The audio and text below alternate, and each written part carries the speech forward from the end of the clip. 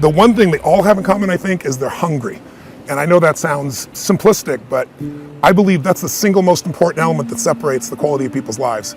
It's not just the ability to have hunger, but to sustain it. Hunger means that you want more. You want more of yourself. You want to make a bigger difference. You want to be a better parent. You want to do something more than there is today, and that you don't get satisfied. Most people start out with hunger at an early stage of life and they lose it. But the people that come to me are hungry either because something's happened, they've had a birthday with a 0 on it, they've gone through a divorce, they're starting a business and they know I've got to have a different level, or they're the best in the world and they're always looking for that edge that makes the difference. I think everybody is born with hunger. Like, there's the desire to grow, to expand, to learn, and then disappointment sets in early in life for most people.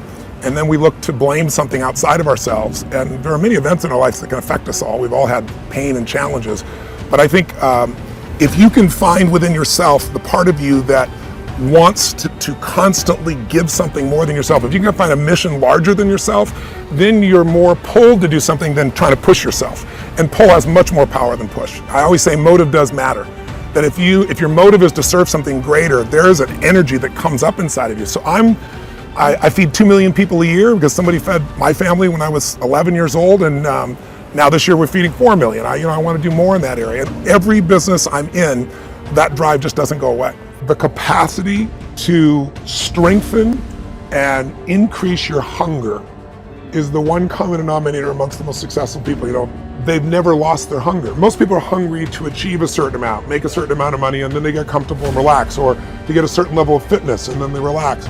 But Richard is as driven today as when he was 16 years old starting. He's like on fire, and he's 65 years old. Warren Buffett is 85 years old. He's as driven today as when he began the journey, right? I believe intelligence.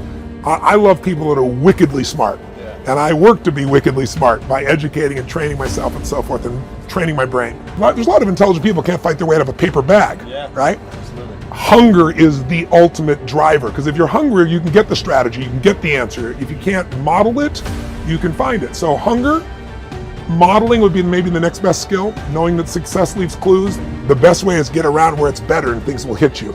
Who you spend time with is who you become. How bad do you want your goal right now? Do you want it as bad as breathing? Do you want it as bad as anything you ever wanted in your life? And if you calibrate it at the highest enough levels, what I found is the people that are the hungriest, they find a way. When you know why you want something, when it's desperation, the power of being desperate is something that most people avoid. They think desperation is a weakness. And I'm here to tell you, desperation is one of the most powerful emotions you could possibly possess, because when you're desperate, you find reserves and reservoirs of ideas, talents, and a strength that you don't know you have when you find yourself in a desperate situation. So ironically, the one thing most people avoid in their life, hunger, which is caused by being desperate. When you're starving, you become desperate. So the number one thing we need more than anything to win is hunger, which comes from a state of desperation. Yet we're constantly trying to comfort ourselves in the real world to avoid the state of being desperate. And I'm telling you that I think you need to embrace desperation again in your life. Like, do you want it so bad that you're desperate for it? See, in a fight, you show me two people. This is why it's so hard to repeat as a champion in the fighting game.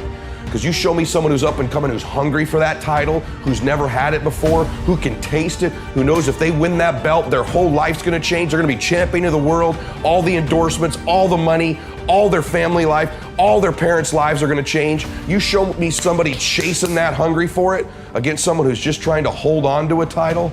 And that's why most of the time the challenger beats the champ. It's hard to repeat as a champion because the hunger goes down just a little bit. The greatest athletes, the Kobes, the Bradys, the Jordans of sports, have a way of feeding their hunger all the time and increasing it. What separates them isn't just their work ethic, isn't just their talent, although those things matter, isn't just they practice more. What separates them is they're just hungrier. They somehow find a way as they climb up the ranks and win championships to get even hungrier for more, where 99% of the athletes lose just a little bit of their edge once they get that first championship, that first pro contract, that first big amount of money, that first world championship. They just lose their hunger a little bit.